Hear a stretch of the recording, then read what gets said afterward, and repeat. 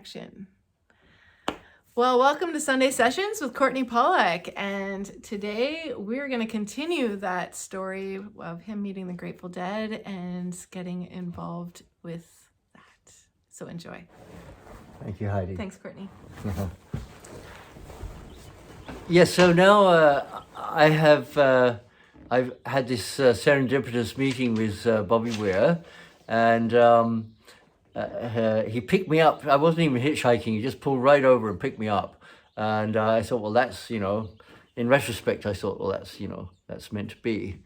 And since I was headed to his place to visit with Frankie, his partner at the time, it was cosmic. And so we became instantly, had a rapport, and,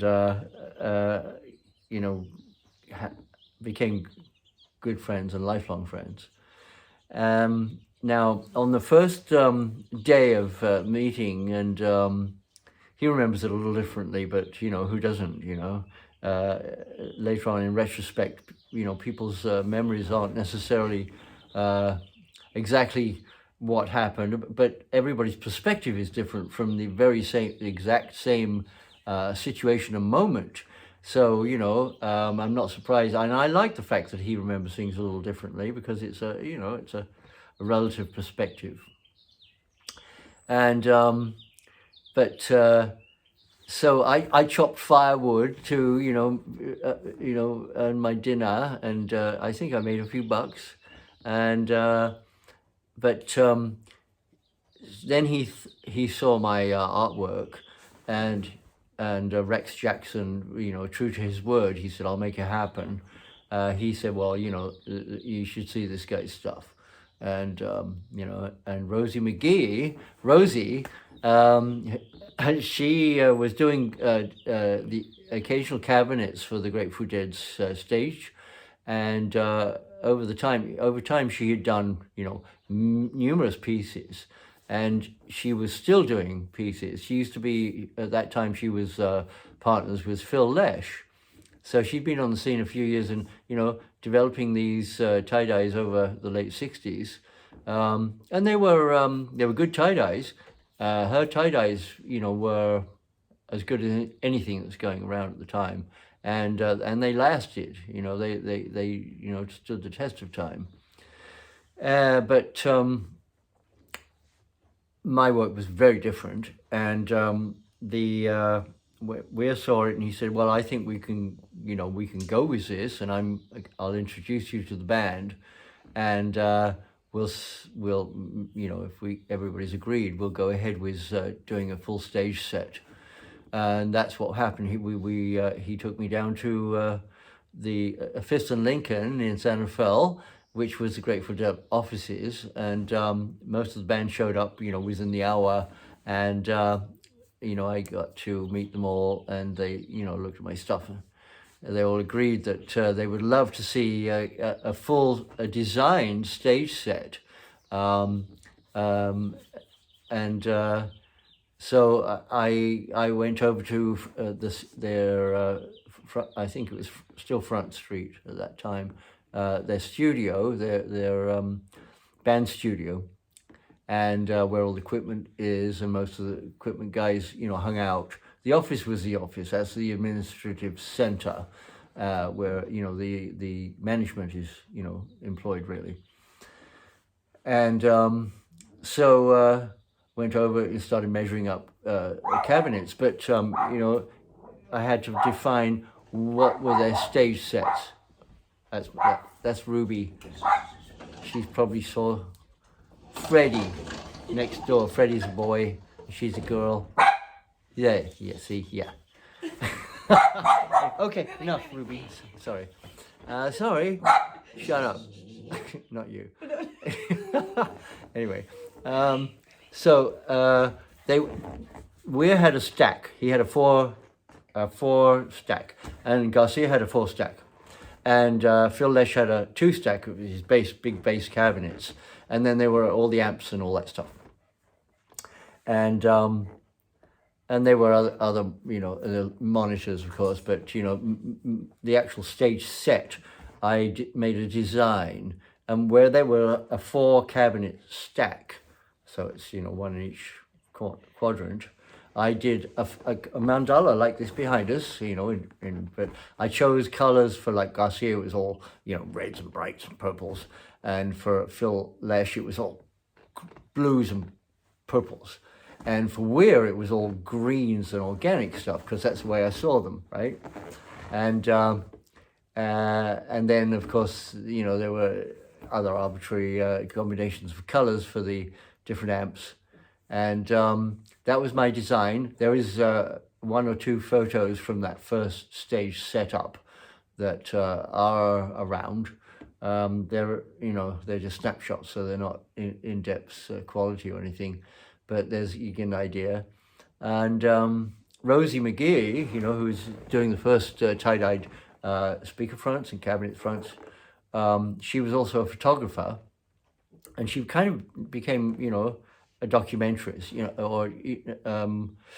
she was recorded the history in photographs to some extent, and she has a wonderful book out, Dancing with the Dead, I think it's called, because she used to dance on stage, naked, of course. She was, a gorgeous creature, and and so wonderful, gracious woman.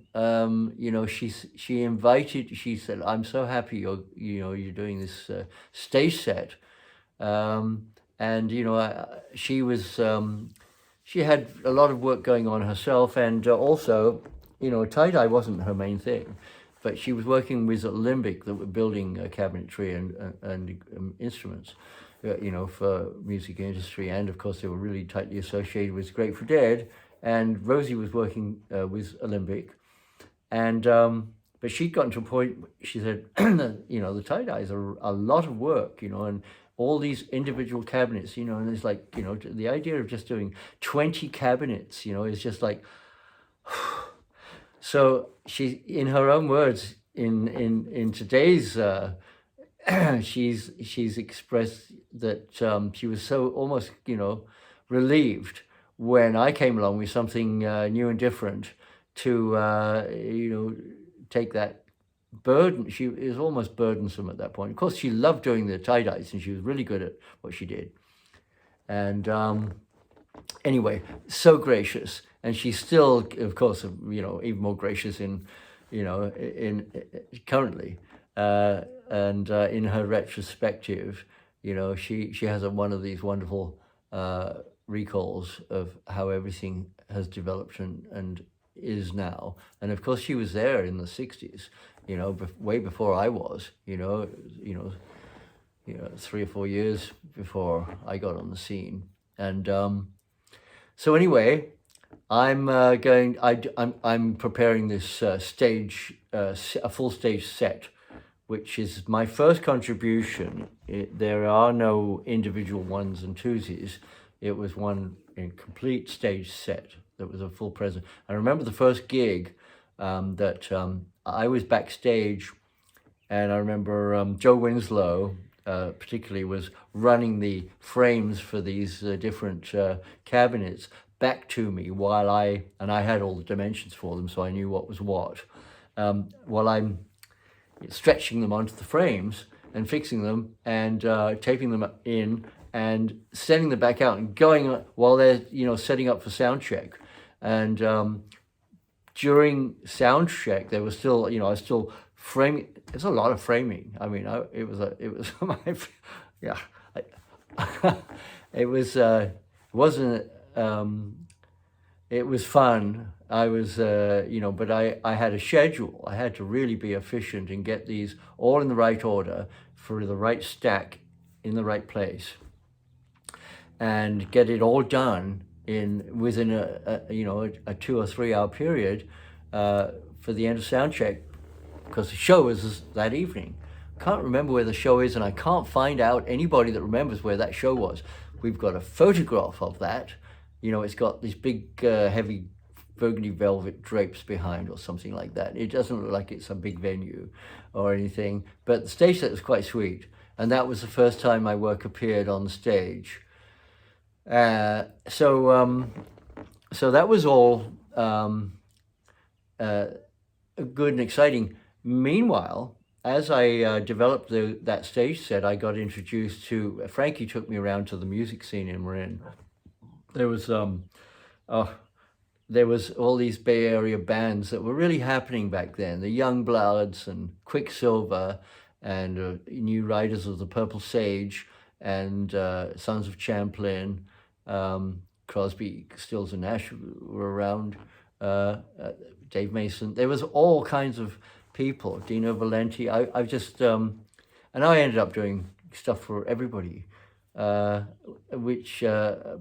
I did full stage sets for the New Riders of the Purple Sage and Sons of Champlin, because they usually, locally anyway, they opened for the Grateful Dead. So now we have 3 stage sets of my work that were designed for a whole stage, not just bits and pieces, but the whole stage. And by now I've met all these other bands, and I'm just like working furiously to make T-shirts for everybody and do speaker fronts and also do stuff for their homes. So I'm inundated with work and excited, and meeting all these wonderful musicians and people that are really happening on the scene.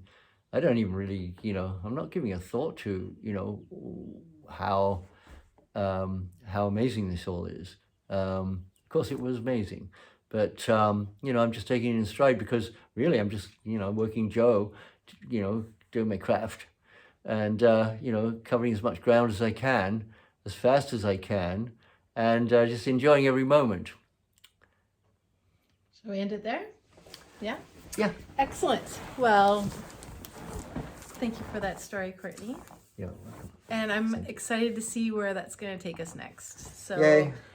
Have a wonderful Sunday, everybody. And if you'd like to hear more, make sure you like and subscribe. Thank you. Bye.